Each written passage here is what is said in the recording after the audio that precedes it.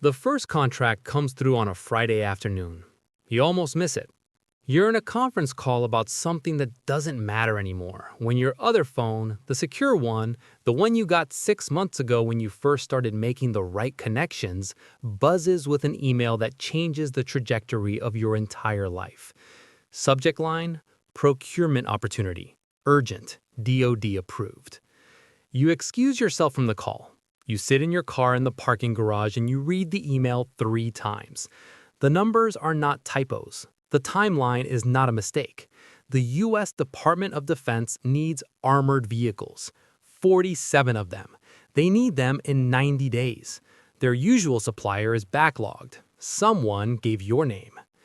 You've been building to this for 8 years. Small contracts, private security firms, regional police departments, a few international deals that you don't discuss at dinner parties.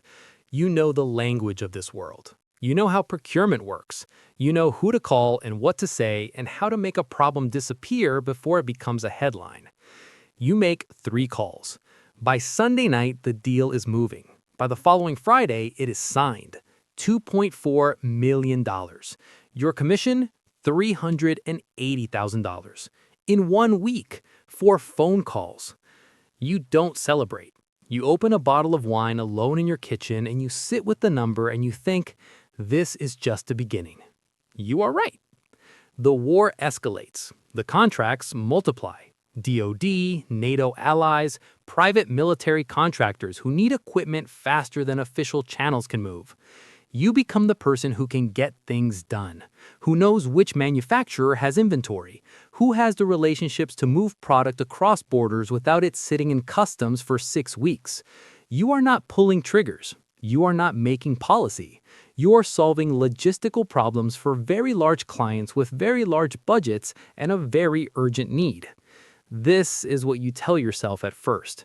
You are a middleman, a facilitator, an efficient part of a complicated machine. Within 4 months, your commission income crosses $1 million. Within 7 months, it crosses $5 million.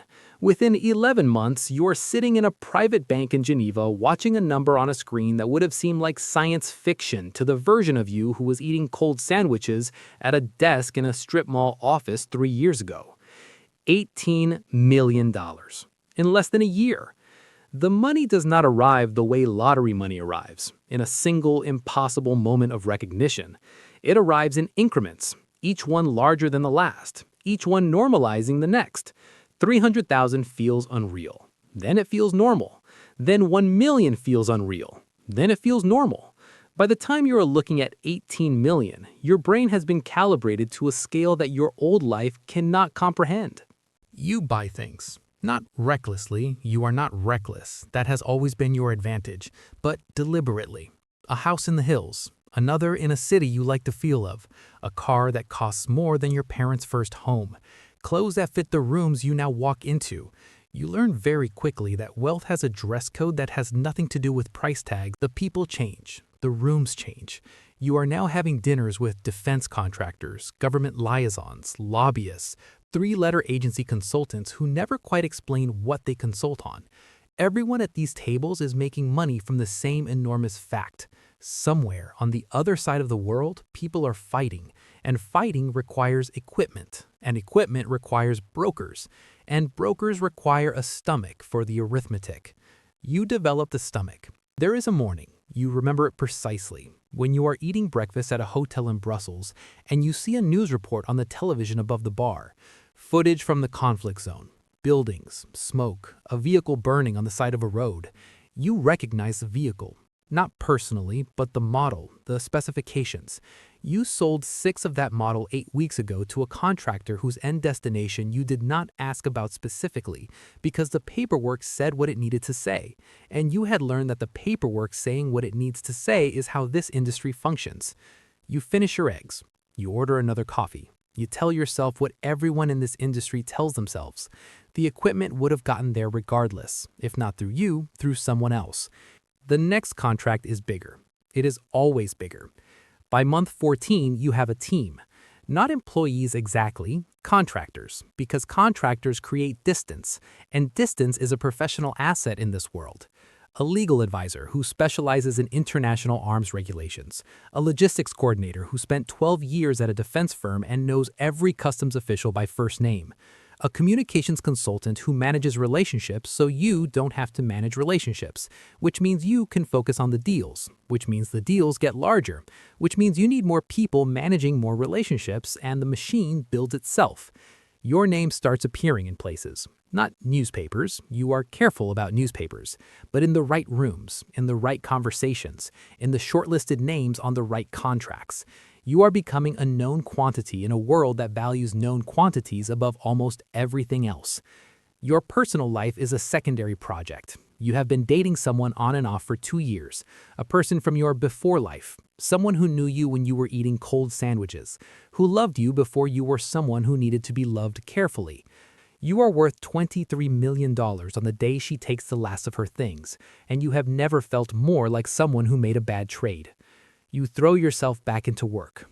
Work is easy. Work has rules you understand and outcomes you can control, and the phone keeps ringing, and the contracts keep arriving, and the number in the account keeps climbing and climbing and climbing. Month 18, 31 million.